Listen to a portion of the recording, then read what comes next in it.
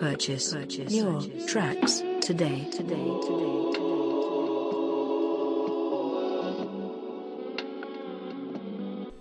What's up, everyone? Welcome to 40 Ounce Hip Hop. Today, we have a new suburban love story that is filled with crime and deep emotional impacts. In between, also showcasing two jewel runners, all happening within a span of a month in the year of 2016. But before we get into these two projects, these two tales of the American dream, and two opposite sides and throughout generations, honestly, I think we're gonna need to grab a couple shorties, maybe pour up a couple 40s, no doubt, and then we can get fucking lit. So let's do this, guys. Let's do it. It's 40 Ounce Hip Hop.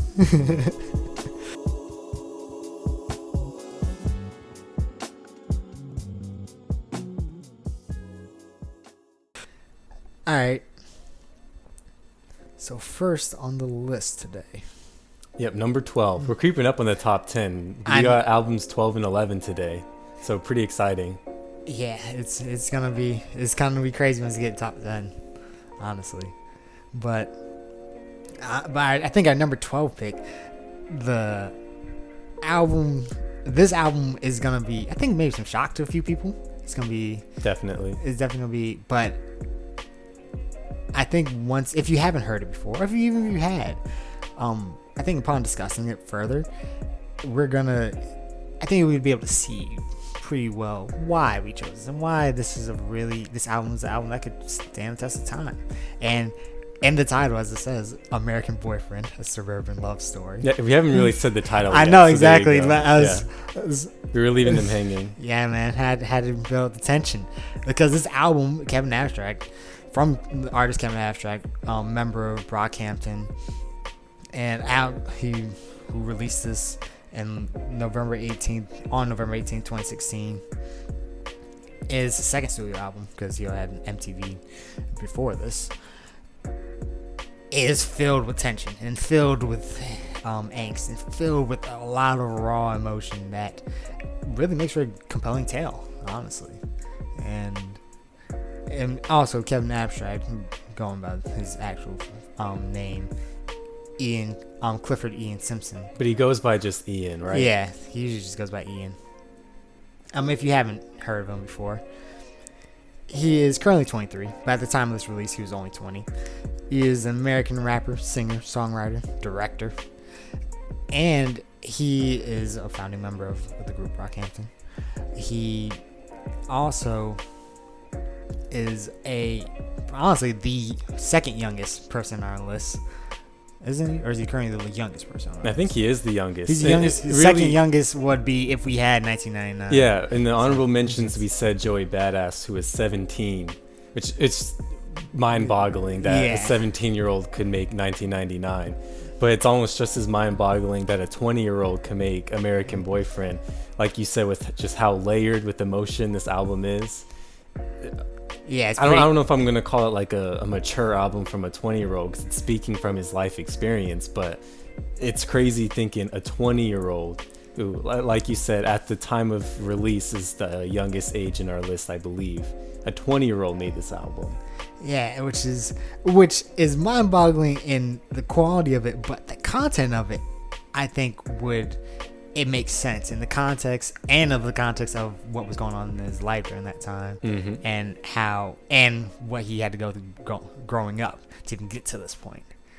I think it's interesting to see that dichotomy of, yes, is a 20-year-old who made this insanely good album, but then this is definitely something that someone of that age range could resonate with, for sure, extremely well.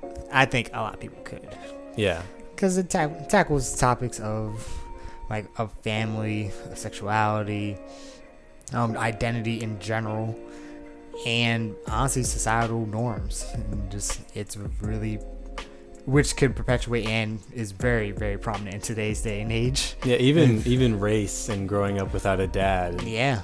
I mean, I guess you said family, but yeah, family strain, all of that. It's a lot to uncover, and relationships and romance, of course, because you can't be, unless you're asexual. Shout out to asexual people. Right. You know, it's a lot of romance involved, and I think the album title American Boyfriend, you could probably American Boyfriend, Suburban Love Story, you could probably deduce that yourself. But the love that he's displaying, the love that he is depicting throughout this project isn't the most cookie cutter or picturesque love that you would think. He's gay. Yes. He's gay. That's you can't talk about this album without the fact that it's about the whole theme of the album is it's a homosexual relationship. Yeah. At the very least, something that's taboo in hip hop, I guess. But in the hip hop community, can you think of, like, we know Channel Orange with Frank Ocean he came out on Tumblr like a month before it came out, and that was a big coming out moment in hip hop, because Frank Ocean was a part of the hip hop community with Odd Future and then just his popularity.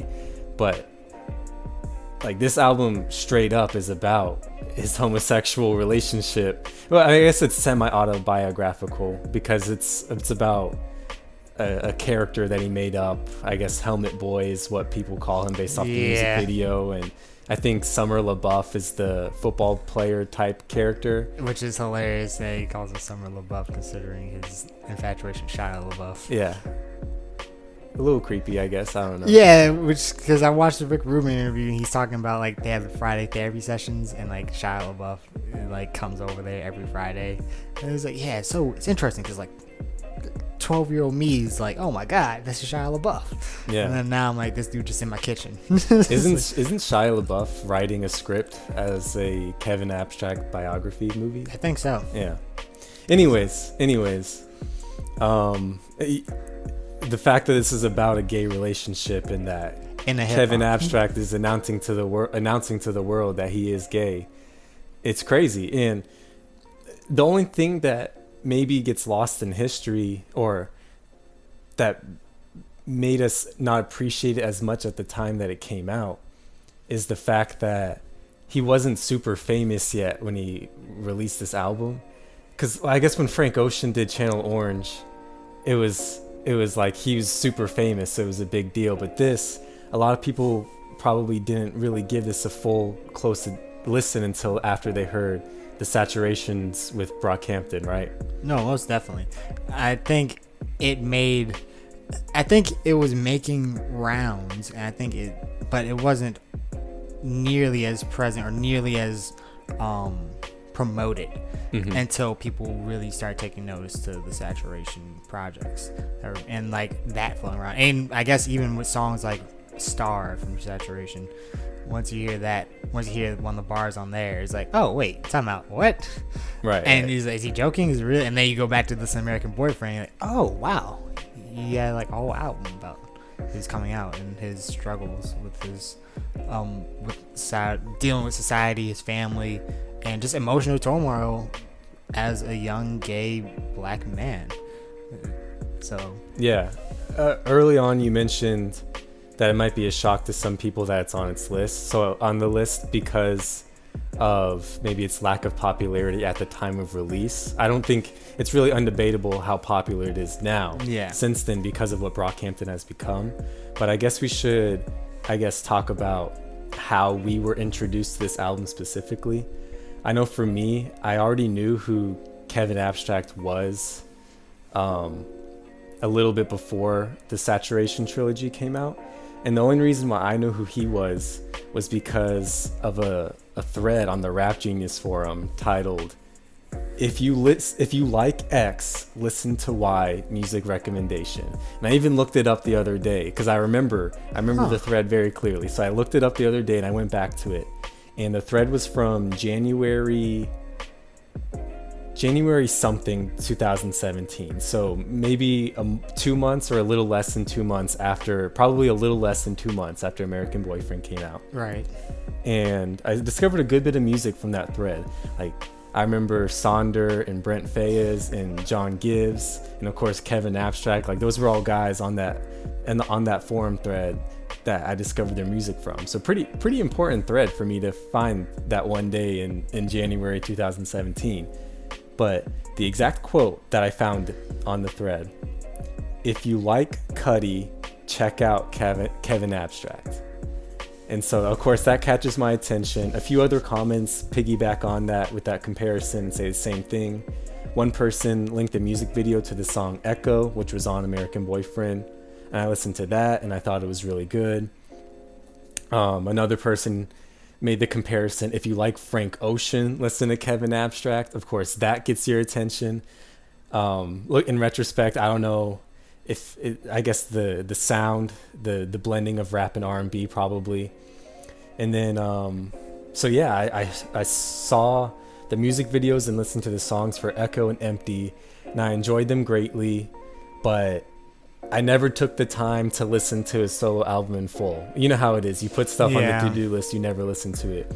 So then by the time Saturation came out, I remember on the day Saturation came out, I saw a lot of people saying, wow, this is the best album I've heard all year. So I was like, who are these Brockhampton guys? I need to listen to them. Look them up, find out Kevin Abstract is like the main guy in the group. And so I'm thinking, I know who Kevin Abstract is. So I listen to Saturation, I enjoy it. I go back to American Boyfriend, the rest is history. I love the album. So how were you introduced to Saturation? Was it also after Saturation that you heard it? It was definitely after Saturation. Honestly, I listened to Saturation in full, and I remember listening to the song Star. Like I remember hearing that bar. I was like, all right. But then it was such a clean bar. I was like, what? Yeah. And then but then throughout his presence throughout the project, he has a great mic presence on tracks. I think he comes to greater form and it's more noticeable in his membership with Brockhampton. Even though even during the Rick Rubin interview from 2019, he says like I can fade into the back and it's easier for him to kind of just have less presence. I think it's more noticeable because amongst such a diverse cast, it's kind of like you hear Kevin like, that's you're only gonna get that type of bar to get that type of sound from Kevin Abstract. So I pursued that. I was like, what is this? I want to hear more from this guy. I want to hear more from all of them, but Kevin seems to have two full bodies of work. First being MTV, 1987, which when I listened to it, I was like, okay, it was interesting. Some standout tracks like Drugs. Yes, there's some very good tracks on there. But to me, I was like, all right, what else does he have? And like, it was similar to, I guess, how I consumed it's just something that I was like, all right, I'm interested, but I'm not sure if I'm sold on like a solo work from him. Okay. You know? And then I listened to this album and I was like, oh, wow. So he can stand on his own pretty well. And it's rawer than emotion and sonically, because it sounds like a lot of the beats on here are a bit like they're cluttered, but then they're also in how much like his voice being high pitched at times, but then the crazy sirens blaring in the back on like songs like Ken. Yeah, it's definitely different than what he displays on Saturation. Yeah, it's very different, and it sounds more like he's just throwing things. He's throwing his raw experimentation at the window and kind of like, this is it, this is what I'm putting on display. This is, and I like that a lot. And I found it even more interesting once I discovered that like it was originally supposed to be part of a trilogy. The Death of a Supermodel trilogy, and like it was first called They Shoot Horses, and the more I kind of figured out about the process of how this was coming to be, it was pretty interesting. And I really came to enjoy it. But I did not listen to this project until after Saturation. Okay. Because I didn't know who they were, to be honest with you. Yeah, you mentioning the production makes me think of something that I really admire about the album is obviously he has a lot of resources on hand by being in a giant rap collective like Brockhampton. I love that for an album that's a solo album, he really uses his resources to make up for any weaknesses he has. Kevin Abstract can sing, but he can't sing like Roy Blair and Bareface can, right? And he borrows some of their vocals on here, and like the number of producers on here, like the production is super noticeable on here. How he can really use it to heighten the tones and moods that he's trying to create with some of his songs. I think Romeo even produced Romeo from Brockhampton. I forget his last name, but he produced a few songs on here. And it's just one thing I really admire about the creative process that you can tell he had in this album is anything he wanted to, any tools that he had that he knew he could make better, he used them.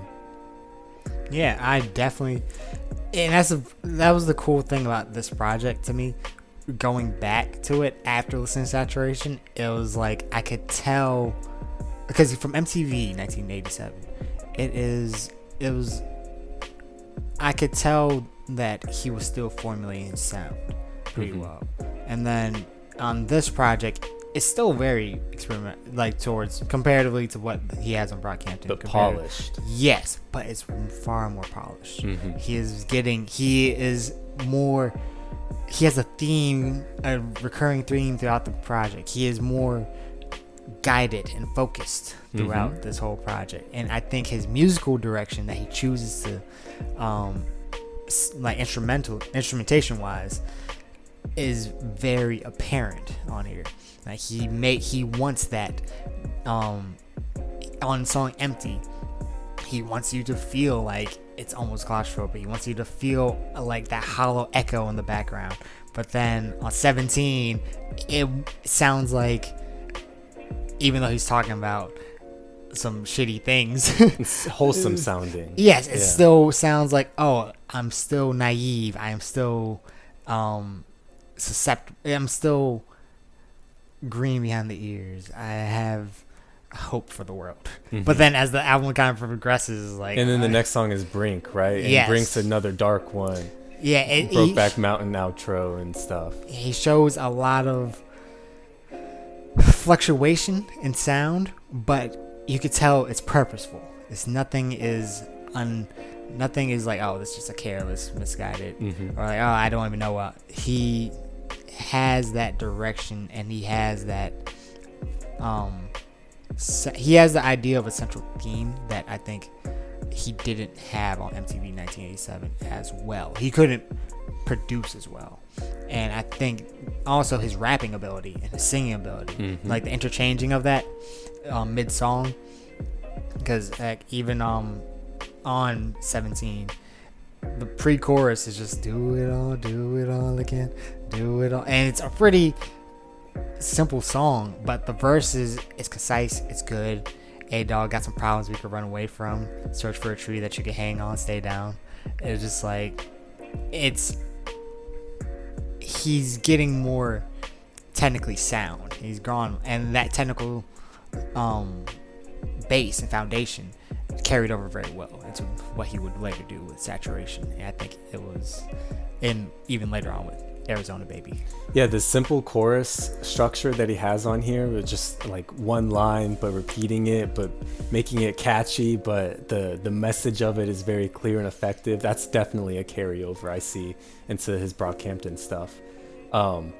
But everything you were saying about the production and the themes and the tones, that's what just gets me about this album, is just like how layered it is. And then it's like overwhelming with just the production and the emotion, and sometimes you're feeling sad, but sometimes you're feeling wholesome. And then you find out that he was 20 when it came out and he hadn't even blown up yet.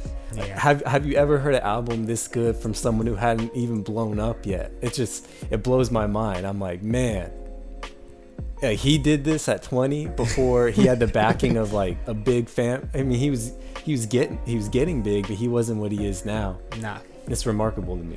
Yeah, it really is. And I think, that's one thing I do want to point out, and I think it's really interesting, is when I said earlier that this isn't like a picturesque love story, you know, I say that because the fluctuation between the dark side, like dark themes, and like the good memories that he associates, like he associates football pads with both good things, like taking off his lover's football pads, or the person he had a crush on's football pads, and he felt that closeness to him. But then also he has like bad memories with that pad, with those same football pads, right? For he donned them himself. I say it's not picturesque because it's not all positive, it's not all sad. It is complex and is messy. And I think even the production, because songs like Kin, it's that the drums are hitting crazy. They are the why you wanna let go is like that. On Runner. Yeah, on Runner. My bad. And on Runner, it's a very eclectic sound, and I think that meshes with this eclectic time period in his life, and I think it reflects how he kind of viewed love by the end of the project, and like the whole idea of being this is like, yes, I am the American boyfriend, yes, I am living in the suburbs, this is a suburban love tale.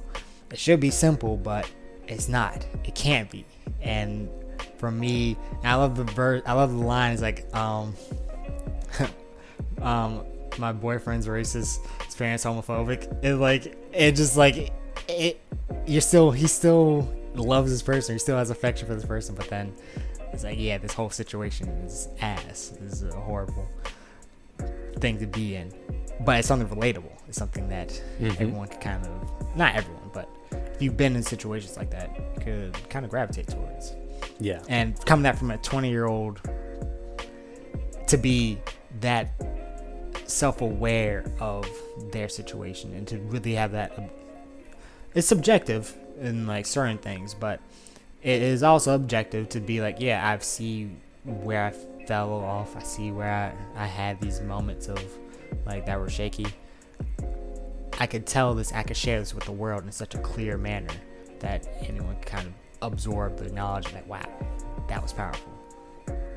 One thing I think about with this album is that there are 3 songs in particular that are very short, like a minute and 15 seconds or less, and it's just like begging for you, like, man, just put the full version on there because these songs are good.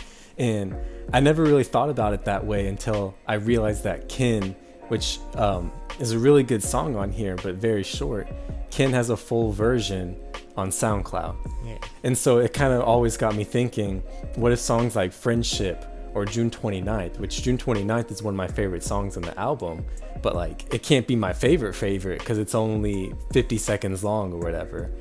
I don't know, just do you have any thoughts on, the album's great the way it is, so do you change it? Like, there's a reason why he cropped the song so short, right? Almost like a Tierra Whack type way. Oh, yeah, I think he cropped it to kind of give that, to kind of build upon the sense of things changing and shifting very quickly. You know, for some of these songs, it's kind of like, I see them as transition pieces. Like interludes? Yeah, interludes, but in the greater story of it all, it's kind of, I understand the purpose of, because the songs, you think about, like, Friendship, Kin, even though in one of the first lines on is like, I hate my mom, but I love my boyfriend, is like the way he kind of portrays his relationships with people that we presume to be the closest. He has a kind of weird and rocky dynamic with them, and some of it flips. Like, it was some days, like some songs, he's glorifying like how much he wishes to glorify his relationship with his parents, or in the other songs like, fuck my family, I want to be around my friends, I'd rather be around my boyfriend. He's facing doubts. Yes, and I think that the shortness and the brevity of these songs is kind of a, I guess not a physical representation, but like a sonic representation, like this switching kind of sides. But I would definitely see that Ken, and I like the full version, but I probably would want to hear, honestly, June 29th. Yeah, me too. If I had to hear a full version, if I had to put one on here, I'd probably put June 29th. Because after Paper Cut and going into Miserable America, a full version of June 29th would be really nice. Agreed. And it's kind of also one thing about Kevin Nash, right? Still got beef that we never got. We got Let's Get Married, but it wasn't really like we got a technically full version on Arizona Baby, but you know, it's not the version we all wanted, Kevin. You want to get into favorite tracks? Oh yeah, 3 favorite tracks. Oh yeah, that's easy.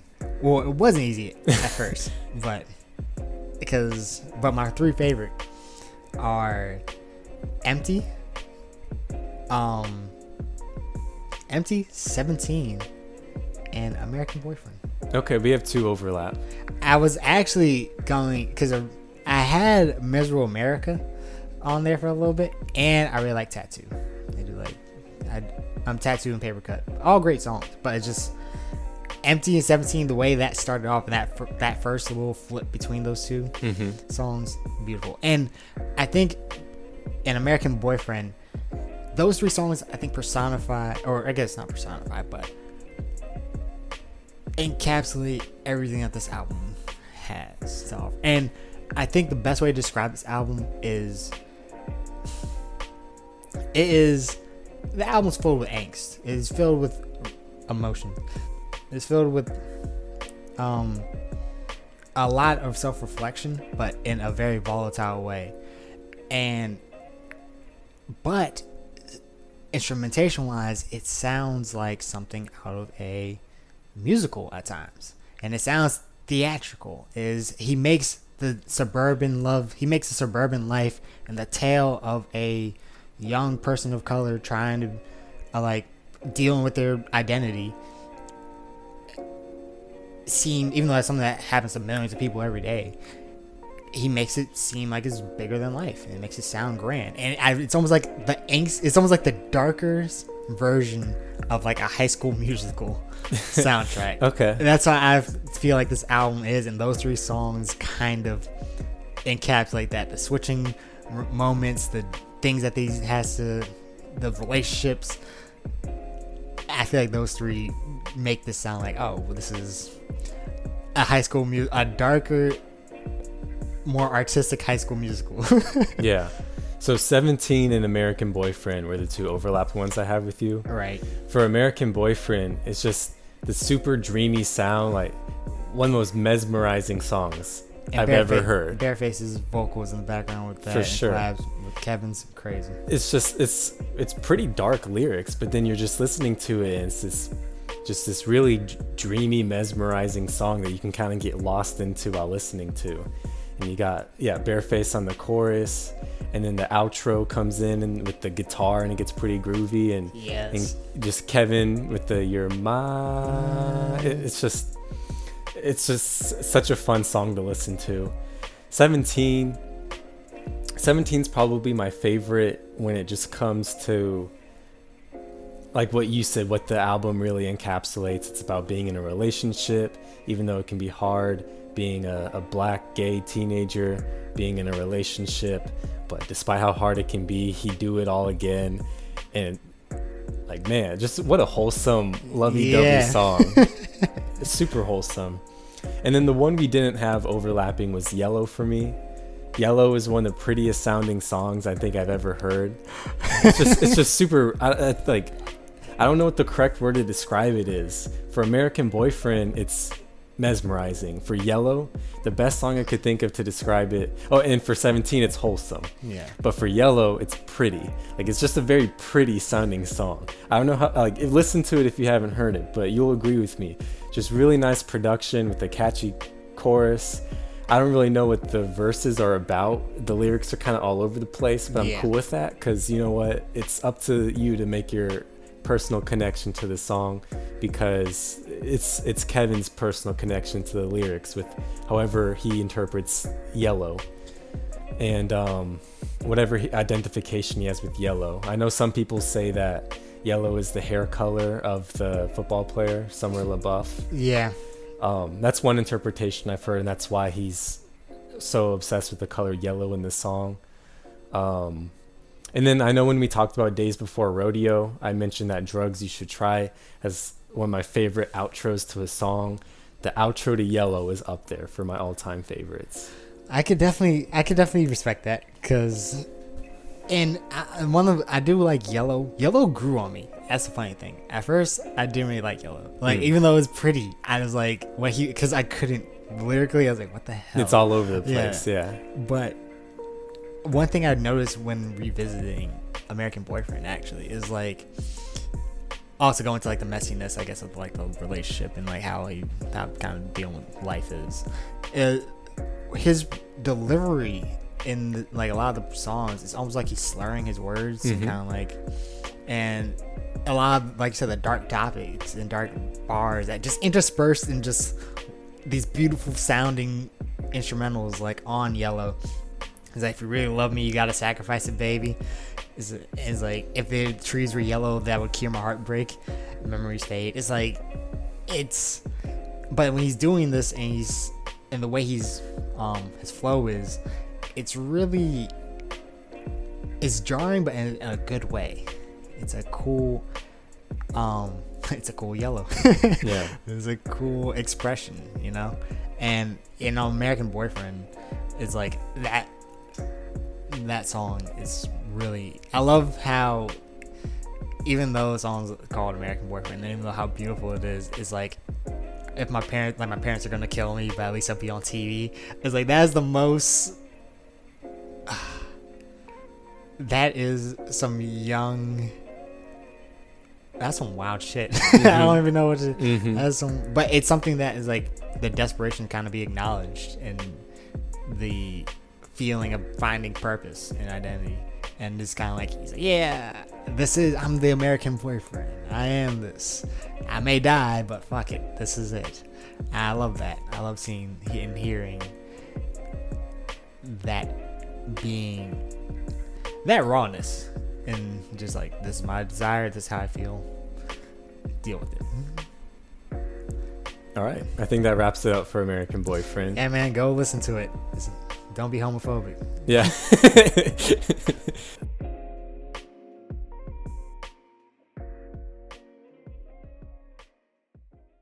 Number 11 on the list, we have Run the Jewels 3 by Run the Jewels. This album came out on December 24th, 2016. So really just like a month after American Boyfriend came out. And probably really frustrating for people who wanted to make best albums of 2016 lists, because they're like, oh man, I wrote this 2 days ago, now I gotta update it. Yeah, bro, because this album, oh man, I remember when it dropped, I remember being on a flight and I was like, wait, it's out? Oh shit. And like, I was sitting there, because I was about to be knocked the hell out. Next thing you know, I get that notification, like, Run the Jewels has posted a new album. I'm like, oh. Top priority. Yeah. It's like, fuck sleep. Yeah. I must hear this. And man, great project. It was just, I remember the hype build up, because I think me and you have been Run the Jewels fans for a little while now. But I really, really enjoyed Run the Jewels too. And when this album dropped, I had a lot of expectations. I had a lot of kind of like, oh, is it gonna be the same? And I didn't even listen to any of the singles. I wanted to go in completely blind. Okay. But seeing where it's landed on our list, I think they did pretty damn well. Yeah, they keep getting better and better, right? Yeah, man. And also, I think we should probably go into who Run the Jewels are, and like as a group, and who consists. And Run the Jewels is a rap duo, rapper and producer collaboration between Michael Santiago Render, aka Killer Mike, and LP, El Presidente, Jamie Moline. Is it Moline or is it Maline? I'm not sure. I've honestly never heard anyone refer to him by his real name before. Yeah, El Presidente, El Producto, Jamie Moline. Yeah. Whichever one you want. But the interesting thing about these two is that these two are not, they're no spring chickens in the rap game. Yeah, I love the story I just love the fact that Run the Jewels even became a thing, because you have these two, I guess they're 45-year-olds, Yeah, so they both were of them. 41 when this came out. You have these two rap veterans who both got famous in like very different rap communities. Killer Mike being famous from Outkast collaborations from Atlanta, and LP being famous from being on Raucous and coming out with Fun Crusher Plus, Company Flow, by Company Flow, and then he created his own label, The Definitive Jux, very famous backpack rap type group where he's producing for guys like Aesop Rock, producing the album The Cold Vein by Cannibal Ox. Yep. And I mean, that's kind of when, so both these guys have been popular in those first waves in the early 2000s and around that time. And then they both kind of stayed relevant. Guys like LP staying around in the New York community. Like I said, they're from two different communities. LP's from Brooklyn. So making music with guys like Despot and Das Racist as time goes on. And then 2012 is kind of like when the second primes of their career started, because LP came out with Cancer for Cure, which was big. Killer Mike came out with Rap Music, which was completely produced by LP, and that was big too. And that really, I mean, I'm assuming that's what set off their relationship together. Yeah, that's the funny thing. Actually, reading up on their relationship dynamic, they were introduced by a common friend, a Cartoon Network executive, apparently. It's wild. I know, right? He introduced the two together. I believe his name is Jason DeMarco in 2011. And after the introduction sometime, LP produced Rap Music, all the entirety of it. Mm-hmm. And then, of course, LP was going to release Cancer for Cure later that year, like a few months afterwards. Then the two go on tour together. And then they just kind of decide, well, fuck it. I really like this guy. The music's great. Why not just make a project? And let's make a duo. And it's funny because they take their name, Run the Jewels, from LL Cool J song. Oh, really? Yeah, man. It's from this. It's from Cheesy Rat Blues. Yeah. Okay. And I remember the first time I ever listened to them was from watching Adult Swim, and they had the Adult Swim singles like the summer, Mm-hmm. and because they had another one they had on there was the MF Doom track with Earl and Captain Murphy. Mm-hmm. Like, love that track. But I remember listening to 36 Chain from the Adult Swim singles program in 2013, and I was like, wow, what the fuck is this? Like, this is it was, the production on it was something out of almost a Tron game, but then with a Grand Theft Auto flair and a southern vibe, but something I could hear in a New York house scene at the same time. But then the rapping was above par. It was great. Right. It was LP and Killer Mike killed the freaking track. So to see them go from that to now, to 2016, Run the Jewels 3 was quite the tour. Yeah, next thing you know, in 3.5 years, Run the Jewels has 3 albums together. Yeah, it's like next, and two of those, or all three are great projects, but 2 of them had great and huge widespread appeal, I guess, and they really propel their careers. Like you said, give them a second win, because Run the Jewels 2, I remember seeing that everywhere. I remember seeing them on, my mom was like, who is this Killer Mike guy? I'm like, what? Yeah, I mean, Killer Mike on CNN and stuff like that Yeah. as an activist too, even just getting big in all sorts of aspects. Yeah, man. Video game commercials and all kinds of And stuff. motherfuckers had characters in Gears of War 4. There you like, go. What? Craziness. I guess one thing to emphasize with LP is that he's probably just as famous as a producer than as a rapper, right? I know I mentioned with the Definitive Jux stuff, he was producing a lot of those albums, and then he produced all of Rap Music by Killer Mike, and then with all the Run the Jewels music, that's also all production by LP. Right. So you can't sell the impact LP has short at all. He he's a rapper, of course, but he's the producing mastermind behind so many underground classics in hip hop history. Yeah, he is LP, which is so funny because the amount of people that he's produced for is absolutely insane. Like, he is Zach De La Rocha, Jedi Minds, Evil, ASAP Rock, Cage. That's racist, of course. He's worked with DJ Shadow. He's worked with Dizzy Rascals. He's worked with 9 Inch Nails. Wow. Yeah, Lord. It's Beck. He's worked with he's done remixes and worked with all these people. And that's just a small pool of them. Mm-hmm. It's craziness and it'll be criminal to underestimate how plugged in and how well respected I think Producto is. Definitely. But I would definitely, to get off of who they are and who, I think let's talk more about the project. Okay. And Run the Jewels 3 was it wasn't much of a departure from Run the Jewels 2 or the previous work, but it was more of just a refinement. I think it was kind of up to that point, it was a bit of the pinnacle of kind of what they've done this far. I would say just because even from the first track, which usually the first track is more abrasive, mm-hmm. but when they start off this project, which kind of threw me for a loop, was Down. It really is a down tempo, simple kind of hip hop beat, but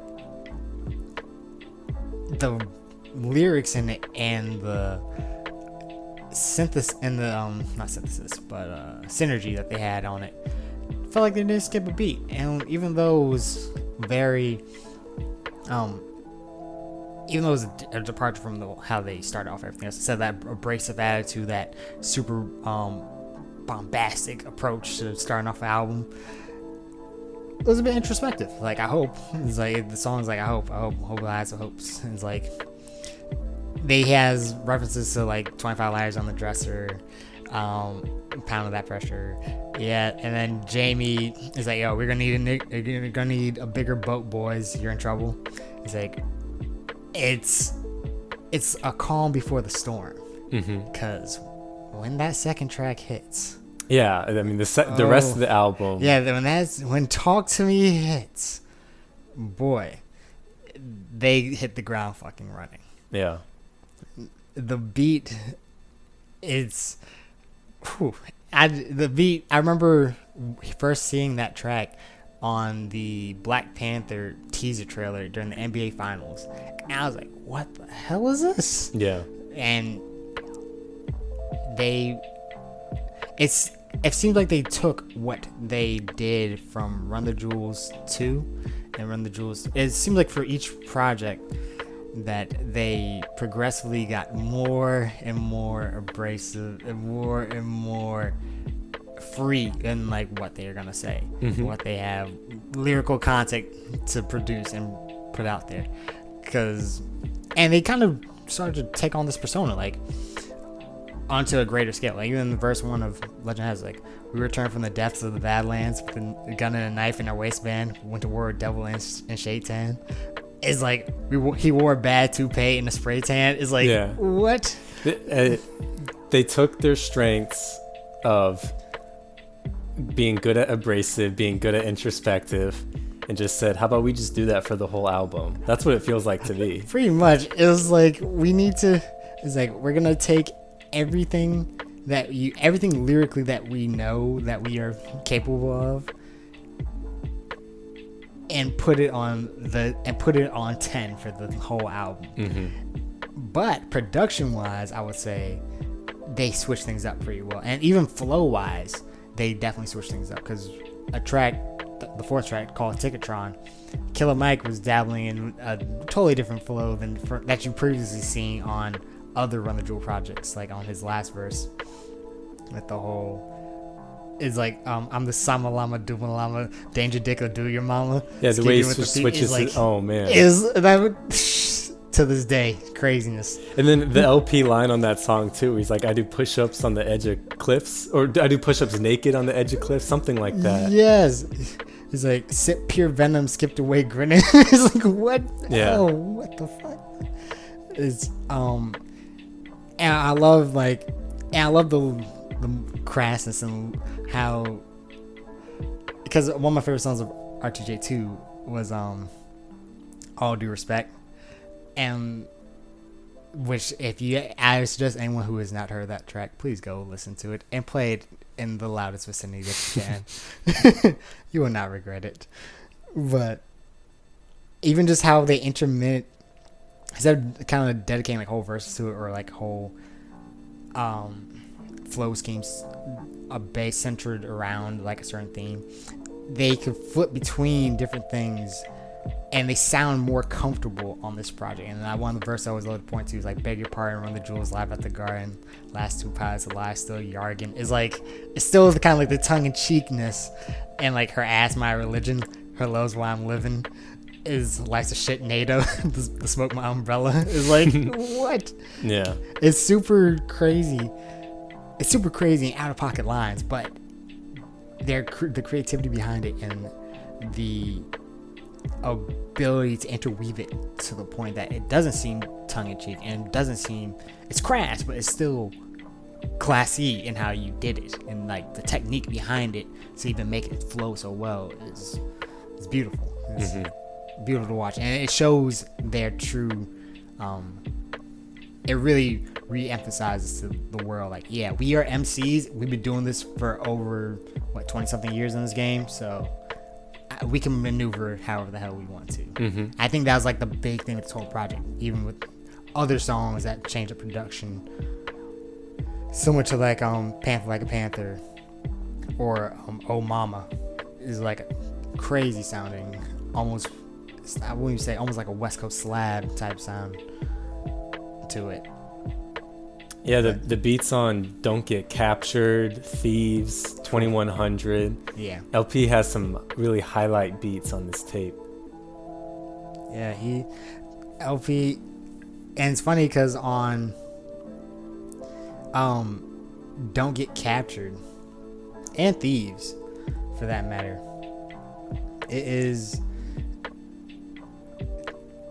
the kind of, they quiet things down a bit, and it's kind of a more, it reminds you, take you back to some of their earlier work, almost like a Christmas Fucking Miracle, but it still has that polish to it, and it still has, and it showcases a different kind of side. They got a lot more political with this last project, with RTJ3, and even more so RTJ4, because of it came out a month after the election. Yeah, and you could tell, and also Killer Mike was heavily he's been an activist for a while, and heavily endorsing likes and heavily involved in the political campaign of Bernie Sanders. So it makes sense why him having these lines, having these bars, and if you've been living in Iraq, or if you ever just like, oh, I wonder if Killer Mike and LP like, any other political candidates that were running at that time. I'm just here to tell you, break the news to you. No. Fuck no. What the hell were you thinking?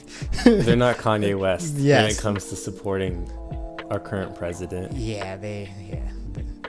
So it was interesting to hear on songs like Thieves and 2100 them put, and Don't Get Captured, those three songs literally in a row, which is hilarious. Interject their political ideals, but in a masterful way of crafting, especially Thieves, kind of adding a supernatural element to it, adding a overarching story behind the song that could be allegorical to what could possibly happen with what they project to be a unjust society, and 2100, you can definitely see Killer Mike's, he puts it on display about like how stockpile 10 for me and my friends in case shit get to popping off. The even news giving you views, telling you pick your master for president. Behind the curtain, seeing the devil working. Is like he's putting his political experience and his time in whatever he was doing with the campaign, and how even what he does in his own city of Atlanta, as you see most recently with how Atlanta was popping off not too long ago.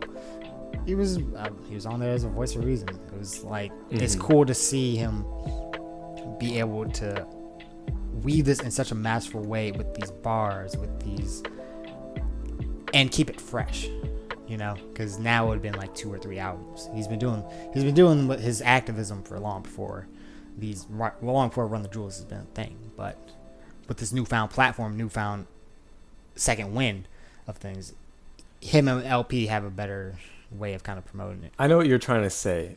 So often when rappers try to get political, people just say stop, just stick to making music. Yeah. But Killer Mike, he has that history to where people respect when he has something to say. Is that what you're trying to get at? Yeah, exactly. Yeah. In 2100, wasn't that the one that came out the day after the election? Maybe? Yeah, I think so.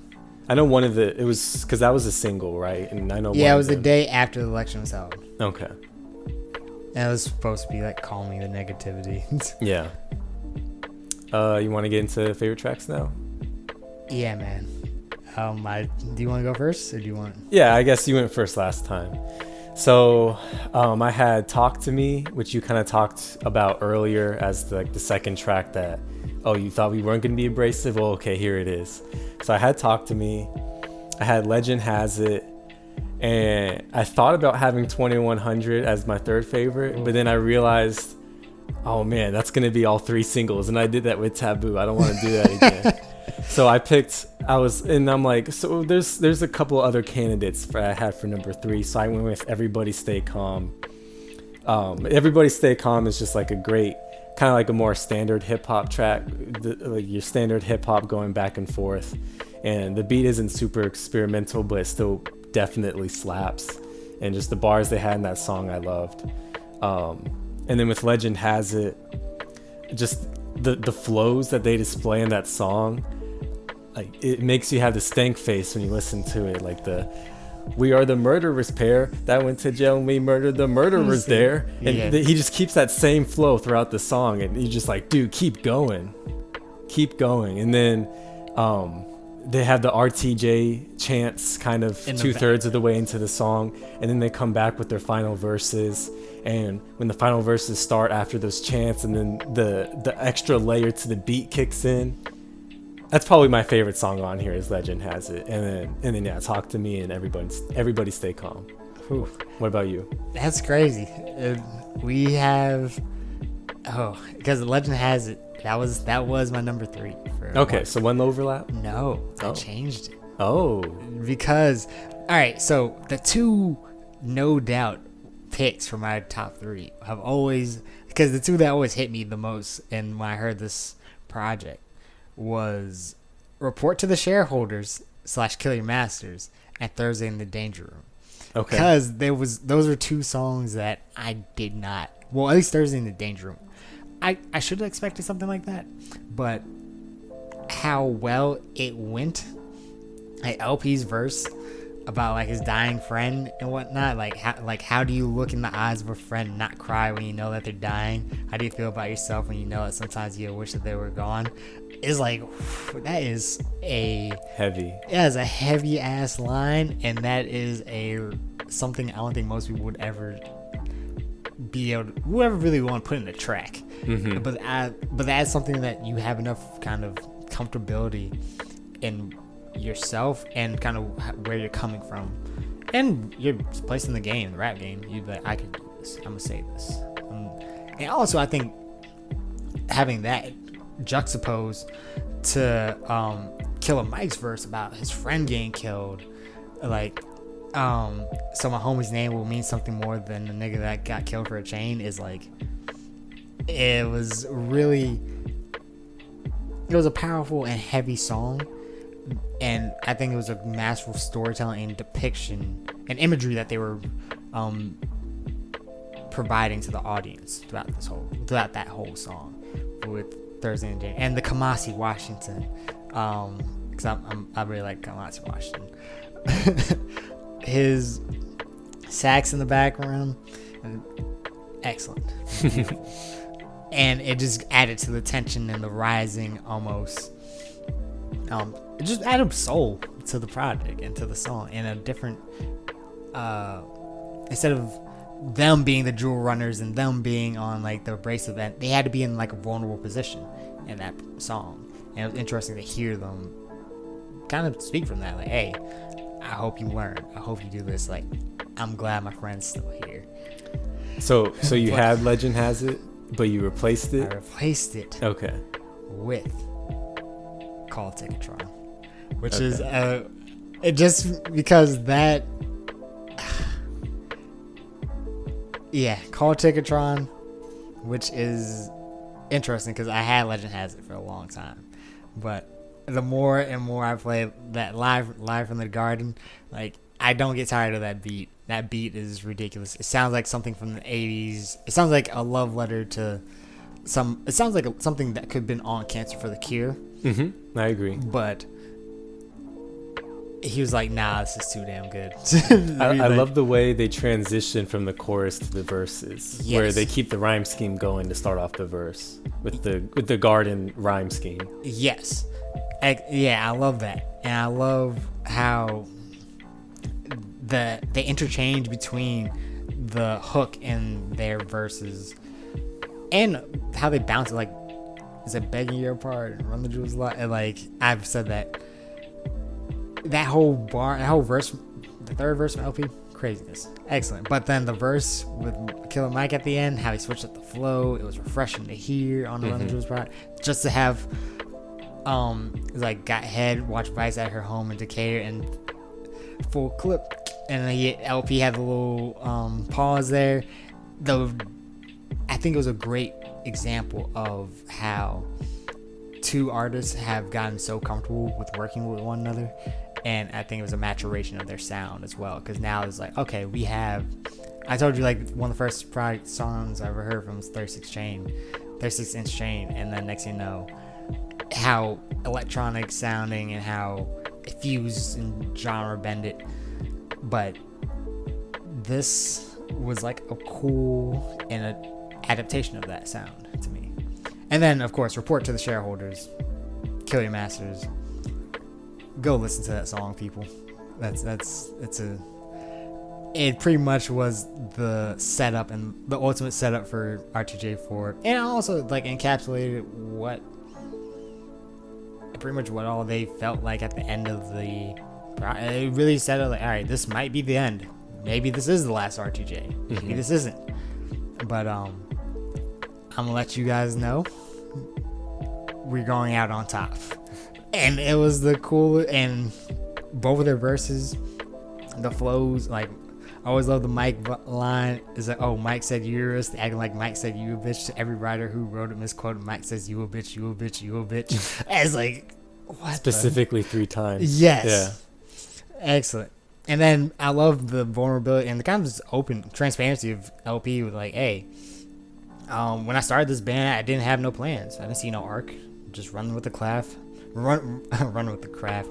Just have a couple laughs. It's like, make a bucket dash. He really just like, hey, I didn't think this was gonna be a thing, but I realized after being here and kind of doing this more, how much I've seen and how much I've learned. It's like, it can't contain the disdain for y'all demons. It's like, I will not be confused for docile or free motherfuckers. I'm hostile. It's like, it awoke in something new. It gave them that second chance at life with them in the rap game.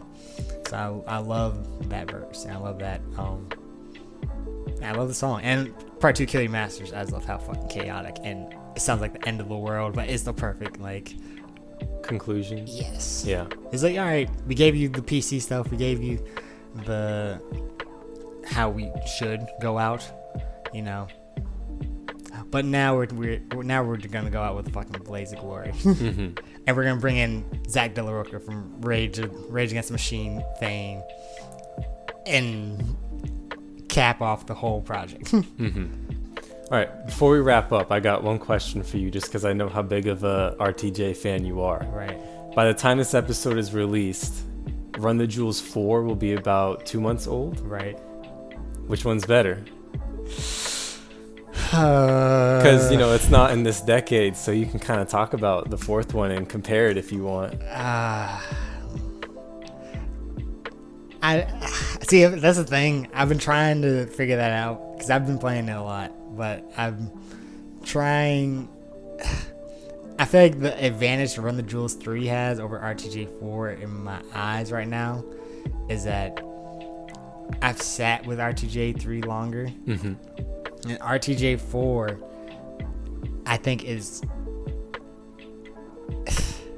RTJ 4. I don't think it's not a departure. I think it's also a further adaptation. It's got, all right, now we're going to go more, I guess, commercial in a sense, because it sounds like Ooh La La, Yankee and the Brave was a fucking banger, a fantastic intro, and kind of return to form of how they had it's Blockbuster Night, kind of like the episode 4. I think it's a great project. I don't know if I like it more than RTJ 3 yet. I don't, because it's really good. It has some great features that just with Pharrell and Zach De La Rocha. I love pulling the pin with Mavis Staples. I love Mavis Staples. Holy cow, fuck that fucking switch up. What the hell? It's like, it's that shit fucked my mind up. I was like, because that was not expecting that, but it was a great. Even though it is kind of a spacey, even though I feel like Killer Mike had a better presence on that song than LP, still the switch up in the production on it and the flow was greatness. And that project is pretty damn good. I would suggest anyone who's listening to this listen to that too. But it's gonna take more time. It's gonna take more reflection to kind of say which one's better. We would say that RTJ 4 is better than RTJ 3. Right. But it's definitely up there. Okay. Well, that wraps up today's episode. Really excited for next week because we finally get to crack into that top 10. Yeah, man. We get into the primetime spot. But, and it's going to be some exciting ones. It's definitely going to be some good ones. Yep. We'll see you guys next week. You're...